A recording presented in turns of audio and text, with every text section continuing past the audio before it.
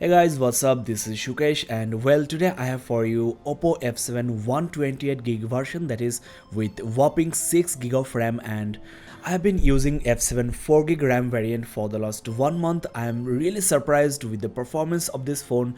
It's by far one of the best mid-range, and among all these best-in-class features like the camera, RAM, display, you have dual 4G slots on this OPPO smartphone.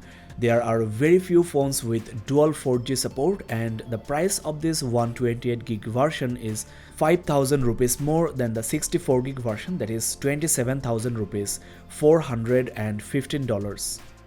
5000 rupees for double the storage and 50% more RAM seems reasonable, but you can of course go for the 4GB version of F7. I faced no RAM issues. In fact, just with 4GB RAM I have found the RAM management is really top class, much better than a lot of other phones with 4GB RAM. In fact, it was neck to neck with S9 Plus, the best Android phone right now. So with 6GB RAM, F7's RAM management or multitasking capability will be flagship category, and I will test that out. There we have Vivo V9 with 4GB RAM of course, and the RAM management of this phone is really poor. I'm really sorry to say that, but I'm totally disappointed with this smartphone. Other than that, everything else is just fine on Vivo V9. As far as exterior design is concerned, once again I am inclined towards OPPO F7's design. I mean, it's also plastic just like Vivo, but it feels like glass and also very solid, very premium in hand. The front look is very similar, but the diamond black edition of OPPO F7 is just stunning, which I will talk about later. Let me show you the contents inside. You get a silicone case and the user manuals. The power adapter looks very much like dash charger. The output rating is 5V 2A. The charging speed is not bad, but of course it's not that fast either. There you have the charging and data syncing cable. It's a micro USB cable, as you know. The last thing you get is the earphones, very similar to Apple AirPods. The bass level and the clarity is okay. I will rate it like 7 out of 10. Let's quickly power on the device and show you the free storage and the RAM out of the box. Now that I have used this phone as my daily driver for a couple of weeks, I will share with you my experience with this phone. First of all, the rear camera you have is 16 megapixel big with f1.8. Well, the picture quality is not bad, but in low light it struggles. Check my camera reviews for that. The front camera is the best shooter. It's 25 megapixel, but of course megapixel is not the whole picture. The picture quality, especially portraits, are detailed and surprisingly sharp, comparable to flagships. The display is 6.23 inches big, and it's not in 18:9 but it's in 19:9 thanks to the notch at the top. Well, if you ask me, definitely this notch is inspired or copied from iPhone 10, but since the technology is here, I really don't mind the extra space. And what bothers me is the chin at the bottom. I mean, it doesn't give you the impression of this edge-to-edge display. On iPhone 10, the display curves at the bottom, which increases the price, but since these are budget-oriented smartphones, you have to live with it. Despite having a gigantic display, it's usable with one hand. There is no issue I have faced. The glass finish at the back provides a great grip of the phone. At the top you have nothing but a secondary camera for noise cancellation, which is missing on the Vivo V9.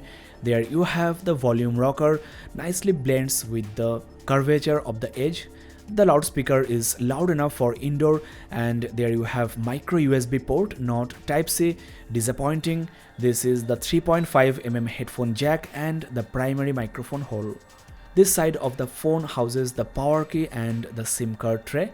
You can install two SIM cards, both 4G and also micro SD card, expandable up to 256GB. Thanks to the dual 4G slots, you can use 4G on a non-Geo SIM card without disabling the Geo SIM card in your phone. The faceted design at the back looks unique, absolutely gorgeous, and each of the triangle reflects light a little differently, so I like the exterior design and the finish. One thing I should mention here, for the 128GB version there is no silver option, which is my least favorite color for F7. The face unlock in this device is just too fast. I mean, it's faster than most of the flagships, but it might not be that much accurate as flagships, of course. Though according to OPPO, it uses 128 recognition points in your face. Now the user interface is ColorOS 5.0 and it's one of the best. It's so fast, so snappy, guys. I'm a flagship user and I'm not that much disappointed with the performance. It's much faster than Vivo V9 in processing power in launching applications. Do remember to check the speed test I have done in the channel. Now let me show you the storage and the RAM out of the box. Well, you are getting 106 gig available, so that's more than enough, I think. There are some bloatware installed like Facebook, Amazon Shopping, etc., which are eating up some space. On the 64 gig version of OPPO F7 as well as Vivo V9, the free storage out of the box is more or less 50 gig, which is of course more than adequate for most of the people. You also have a dedicated SD card slot, so there will not be a storage issue ever. Now out of 4 gig on the Vivo V9, let's see the free RAM, which is just 1.78 gig. The V9 has been formatted before the review. On the OPPO F7, the free RAM is 3.55 gig out of 6 gig. Let's clear the settings app as well, and now it's 3.93 gig, which is more than adequate for any application, any game, and crazy multitasking. I mean, the 4 gig RAM was surprisingly good in multitasking. Now it's on steroid. I will try to do a RAM management test versus flagships like Samsung Galaxy S9 Plus. After clearing the RAM, the available storage is 2.4 gig excluding the reserved 948 MB. So you have slightly more free RAM than Samsung Galaxy S9 Plus, which also feature 6 gig RAM. I've got OnePlus 5T for you as well, another smartphone with 6 gig RAM, and the average free RAM is 3.3 gig. It's not the current value, it's just showing the average RAM usage in the last 3 hours.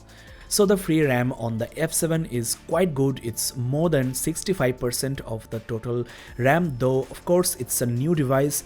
If you can spend 6,000 rupees more, OnePlus 5T is another phone you can consider with much better specs, and except for the front camera, everything else is better. As I mentioned before, the plastic back of F7 looks like glass, and there you have S9 Plus with Gorilla Glass at the back. So do remember to use a case with the F7, otherwise F7 will be full of scratches within few days. Now OPPO F7 offers slightly bigger display in a slightly smaller body, but of course you have to bear with the notch at the top. The display quality and the performance is nowhere near to S9 Plus, but I'm telling you, the speed of the UI and also the RAM management is very close to this Samsung flagship. And for a 27,000 or 22,000 rupees smartphone, the finish and the look is really premium. I like it.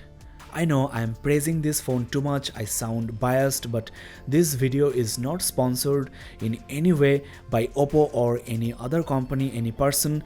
I'm just sharing with you my personal experience. If I am being honest, I have to give credit to a phone that is really worthy to be praised.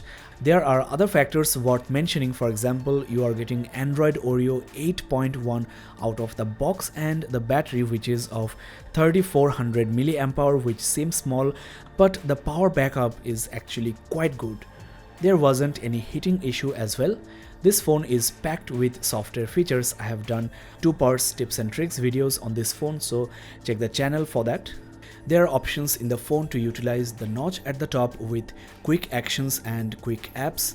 You can open your social or messaging apps in pop-ups when you are busy, and all these features does not slow down the phone. So we are at the end of this unboxing and a very short review on F7. I have also shared my experience with this V9.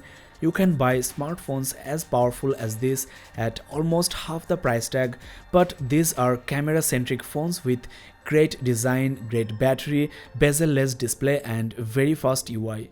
That's all for now in this video. Thanks a lot for watching. I hope that you liked it. If so, then please consider subscribing to this channel and also hit the bell icon if you don't want to miss any show. This is Shukesh signing off. Have a nice day, guys.